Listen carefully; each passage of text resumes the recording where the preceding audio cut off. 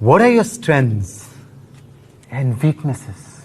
Sir ये सबसे चूतिया सवाल है सर। सबसे पहले तो स्ट्रेंथ है ही नहीं।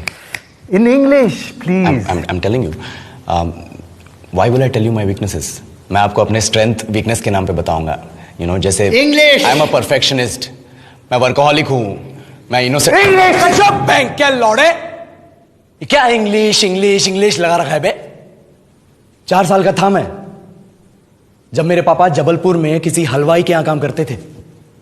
खुद तो कभी स्कूल गए नहीं, इसलिए अपनी गांड घिस घिस के मुझको स्कूल में भर्ती करवाया। अब कहने के लिए तो वो इंग्लिश मीडियम स्कूल था, लेकिन साले हमारे टीचर लोग खुद हिंदी में बात करते थे। हमारे स्कूल के लड़के एक दूसरे से यो व्हाट्स अप डॉग ऐसे बात नहीं करते हैं। क्या भौंक रहा है तेरा लंडा आजकल है? ऐसे गले मिलते हैं। किसी तरह रट्टा मार मार के 10th तक पहुंचे तो पता चला कि जिंदगी में सफल होने के लिए एक ही तरीका है और वो है इंजीनियरिंग। सब यही कहते थे, माँ बाप, टीचर लोग, गली का वॉचमैन भी हमसे पूछता था, और भैया कैसी चल रही है आपकी तैयारी? भग बेंचो, तुमको क्या करना है? इसलिए हमारे स्कूल के बच्चे हम सब पहुंच गए बकरों की तरह। मैं IIT, मैं NIT। अरे जिस बच्चे ने अपने बाप को जलेबी तलते देखा है वो तो यही सोचेगा ना कि जिंदगी में पैसा ही सब कुछ है। I did not choose this engineering life, sir, and neither did this engineering life choose me. It was shoved down my throat by my teachers while my hands were tied to my back by my friends and my parents watched in silence. और English सुनेगा तो मादरचोद तो सुन।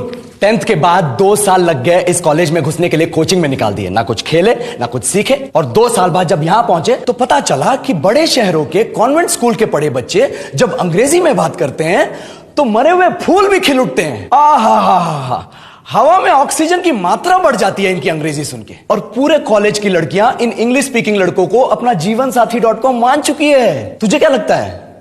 मुझे कभी लगा नहीं कि मैं अपनी अंग्रेजी पे काम करूं, अपने पर्सनालिटी पे काम करूं। बहुत लगा। ये चूतिया इंडस वैली सिविलाइजेशन का जो एजुकेशन सिस्टम बिठा के रखे हो, जिसमें हर साल में 10 सब्जेक्ट, हर सब्जेक्ट में theory, practical, viva, lab work, external, internal, majors, minors, assignment, project, thesis, गांड मार के रख लिया हमारी।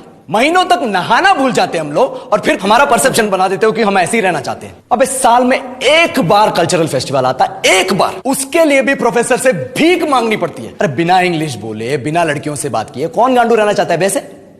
पर टाइम कहां है कुछ सीखने के लिए? लगे पड़े हैं कोडिंग सीखने, 3 लैंग्वेज सीख रहे हैं अलग अलग, इंग्लिश छोड़ के। लेकिन जब प्लेसमेंट्स की बात आई तो सबको एप्टीट्यूड चाहिए, पर्सनैलिटी चाहिए, इंग्लिश स्पीकिंग चाहिए। It is not that we can not speak English, sir. We are just very conscious of our diction and our pronunciation, and we are not confident to speak in front of anyone else. If the curriculum was a little bit diverse, if the engineering colleges in our country focused on our all round development instead of functioning like a goddamn factory that is just mass producing robots by killing their dreams and handing out degrees, I would not be sitting here in this pointless HR interview, the likes of which exist only in our country. ये लो sir, बोल दिया मैंने 4 और line अंग्रेजी में। अब बताइए, क्या मैं आपके मल्टीनेशनल कंपनी के लायक हूं? Do I have the potential to be a slave of your esteemed organization?